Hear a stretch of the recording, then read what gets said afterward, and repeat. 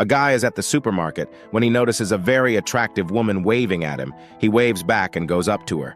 "Hello," she says. The man is trying to figure out who she is, and he is having difficulties in placing where he knows her from. He asks, "Do you know me?" Where she responds, "Yes, I think you are the father of one of my children." The man's mind travels back to the one time and only time he ever had an affair on his wife. "Oh my God, are you that stripper from my bachelor party? We had sex on the poker table in front of all my friends, and your stripper partner whipped my ass with a wet celery stick?" The woman is stunned, then looks in his eyes and calmly responds, "No, I'm your son's teacher." A bus full of nuns crashes and they all die. Reaching the gates of heaven, St. Peter warmly welcomes them. Peter, however, informs them that before entering, they must answer a single question before entry to heaven.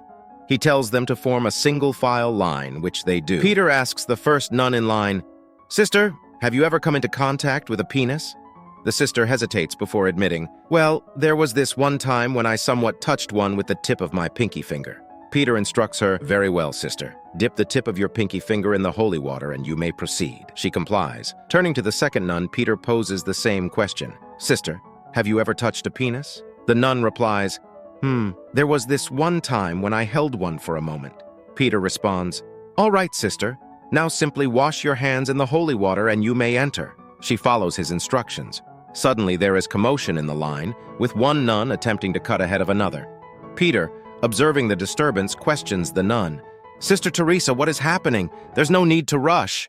Sister Teresa explains, "Well, if I have to gargle this stuff, I'd rather do it before Sister Irene sticks her ass in it."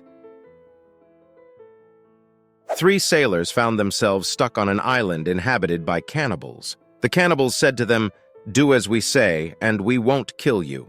They had no choice then to do as they say, or they would get killed anyways. "Go into the forest and gather the 10 first fruits you find and come back here," the cannibals told the sailors. The first sailor went into the forest, grabbed 10 apples and went back. "Shove them up your ass without flinching and we will let you go," the cannibals told him. Which he did, but he failed the task, so the cannibals killed him. The second sailor, scared after what he just witnessed, ran into the forest and got back with 10 cherries. Once again, the cannibals told him to shove them up his butt without making a face. This will be easy, the sailor thought. After shoving up 9 cherries, he burst into laughter when on the last 10th cherry, and the cannibals instantly kills him. Later in heaven, the first person with the apples asked the second guy, "Why did you start laughing? You could have survived." He responded, "I saw the third guy coming out the forest with 10 pineapples." A man steps into the shower. After his wife just finished her shower, the doorbell to ring. Quickly wrapping herself in a towel, she runs downstairs to open the door. There, she finds their next-door neighbor, Bob, standing there. Without waiting for her to speak, with a smirk, Bob says, "I'll give you $800 to drop that towel." After a brief pause, the woman agrees to the deal, revealing herself butt naked to Bob. After a short moment of Bob staring at her, he hands her $800 and quickly runs away. She wraps herself in the towel and heads back upstairs. In the bathroom, her husband asks, "Who was that?" She answers, "It was Bob, our next-door neighbor." The husband responds, "Great. Did he mention anything about the $800 he owes me?" A man enters a bar with his pet monkey. He sits down at the bar and orders a beer. The bartender gives him a beer and watching as the man's monkey plays around along the bar. The monkey finds a peanut and swallows it whole with the skin and all, then grabs a lime slice and does the same. Eventually, the monkey hops onto a pool table, steals the cue ball, and again, swallows it entirely.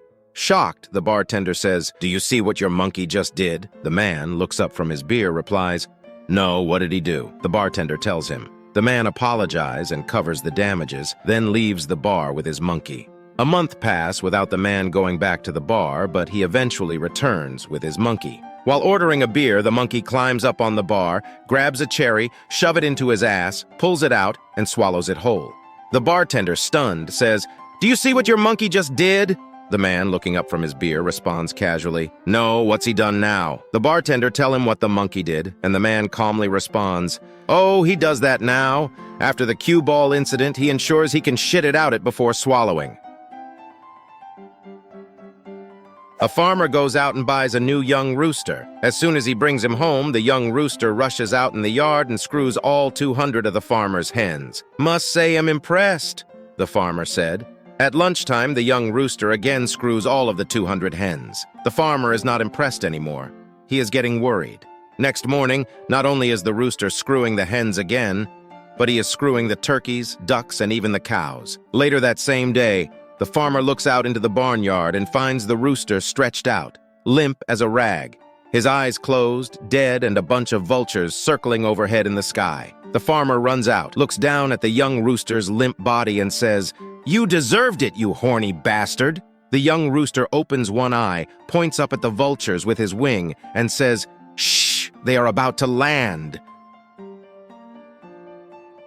3 different couples seek to get married, all at the same church, each representing different age groups. A young couple, a middle-aged couple, and an elderly couple. They meet with the priest to discuss potential wedding dates. The priest lays down a condition. If you wish to wed in my church, you cannot have any sex for 1 month. A month passes, and the 3 couples return to the church to share their experiences with the priest. Turning to the elderly couple, the priest asks, "Have you successfully gone through the whole month without sex?" "Yes, it was quite easy," replies the elderly couple. Next, the priest questions the middle-aged couple, who respond, "It was challenging, but we managed to make it without sex for the whole month." Turning to the young couple, the priest asks, "And how about you two?" "We couldn't achieve it," confesses the boyfriend. Curious, the priest asks, "Please tell me why." "Well, my girlfriend had a can of corn in her hand and she accidentally dropped it. When she bent over to pick it up, that's when it happened." In response, the priest declares, "You are not welcome in my church." To which the boyfriend says, "We're not welcome in the supermarket either." A woman decided to make a surprise visit to her newlywed son's house, only to be taken aback when she found her daughter-in-law lounging on the couch, completely butt naked. Soft music wafted through the room, and the air was filled with the scent of perfume. Shocked, the mother-in-law asked, "What are you doing?" "I'm waiting for Johnny to come home from work," she responded casually.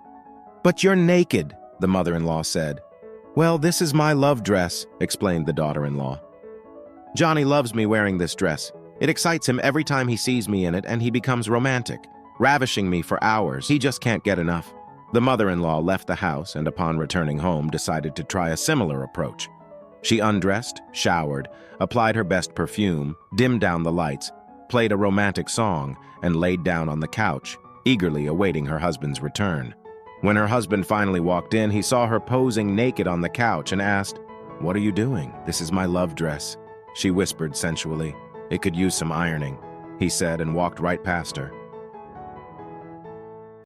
A mother had 3 daughters who were all virgins and about to get married. Feeling a bit concerned about their marital experiences, she asked them to promise to send a postcard from their honeymoon describing how the marital sex felt. The first daughter sent a card from Hawaii just 2 days after the wedding. The card simply said, "Nescafe." Confused, the mother went to her kitchen and picked up the Nescafe jar, finding the slogan, "Good till the last drop." Blushing, she was pleased for her daughter. The second daughter sent her card from Vermont a week after the wedding, and the message read, "Marlboro." The mother went straight to her husband's cigarettes and read from the pack, "Extra long, king size." She was once again slightly embarrassed but happy for her daughter. The third daughter embarked on her honeymoon to Cape Town. A week passed with no word, another week went by, and still there was nothing. After a whole month, the postcard finally arrived. With shaky handwriting, it read, "South African Airways." The mother, fearing the worst, took out her latest You magazine, flipped through the pages, and found the ad for South African Airways. The ad boldly declared, 7 times a day, 7 days a week, both ways.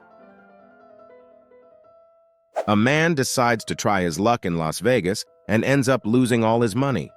Broke and desperate, he flags down a cab, even though he can't afford it. He explains his situation to the driver, promising to pay him back and giving him his phone number. However, the driver bluntly tells him to get out of the cab. Determined, the man walks all the way to the airport to get back home. After some time, he gathers the courage to return to Vegas and, to his surprise, he hits the jackpot this time. With his newfound winnings, he's ready to head to the airport.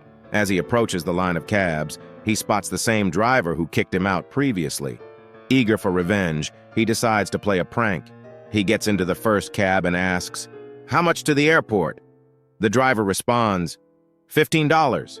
Seizing the opportunity, he follows up with, "Perfect, and how much to get a hand job on the way there?" The cab driver tells him to get the F out of his cab. Undeterred, he repeats the same question to each consecutive cab driver, receiving the same response, being kicked out of every cab in the line. Finally, he reaches the last driver, the one that kicked him out from his last trip to Vegas. With a mischievous smile, he asks, "Hey, how much to the airport?"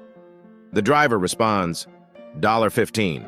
The man hands him the money and cheerfully says, "Great, let's go." As the cab pulls away, the man enjoys the satisfaction of passing all the other drivers who are left staring, while he gives them a thumbs up from the back seat.